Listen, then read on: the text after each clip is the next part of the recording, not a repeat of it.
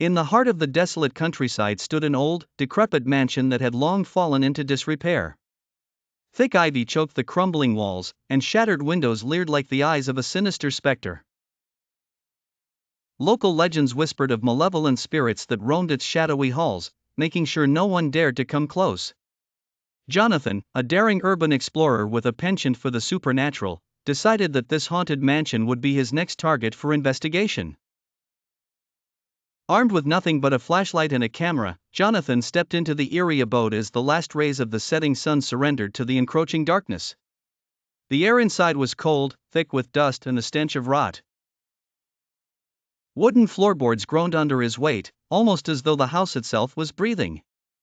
Jonathan snapped picture after picture, documenting every detail, more intrigued than deterred by the house's ominous atmosphere.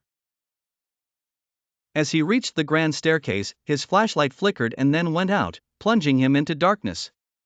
He fumbled for his spare battery, heart pounding in his chest.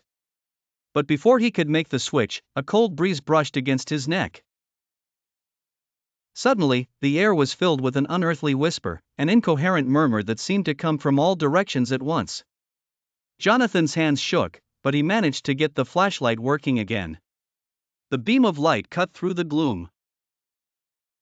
He cautiously continued his exploration. Every step felt heavier, the shadows around him seeming to move in response. In one of the rooms, he noticed an old portrait hanging lopsided on the wall. The glass frame was cracked.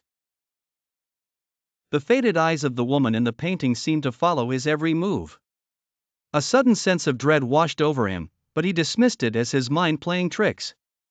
However, as he turned to leave the room, he heard a distinct creak.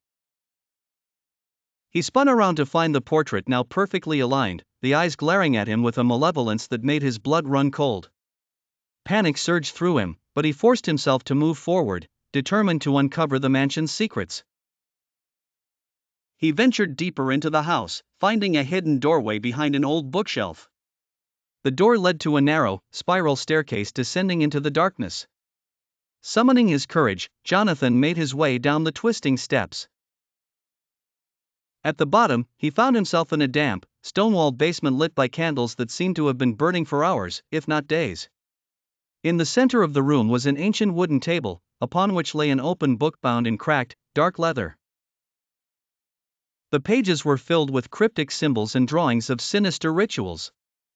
As Jonathan reached out to touch the book, the candle's flames flickered violently, and the basement was filled with a guttural growl that reverberated off the walls. In that instant, he knew he had gone too far. Heart-pounding, he turned to flee, but the shadows seemed to close in, forming figures with hollow eyes that glowed with an unholy light. The whispers turned to screams. Jonathan's vision blurred as icy hands grabbed at him.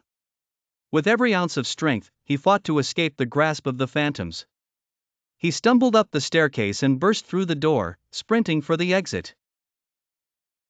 Just as he reached the front door, he felt an invisible force pulling him back, dragging him into the depths of the cursed mansion. With one final, desperate effort, he broke free and threw himself outside, collapsing onto the overgrown lawn. The mansion loomed behind him, as silent and forbidding as ever.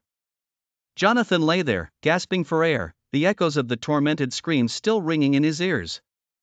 He had escaped the cursed home, but the horrors he had witnessed would haunt him forever.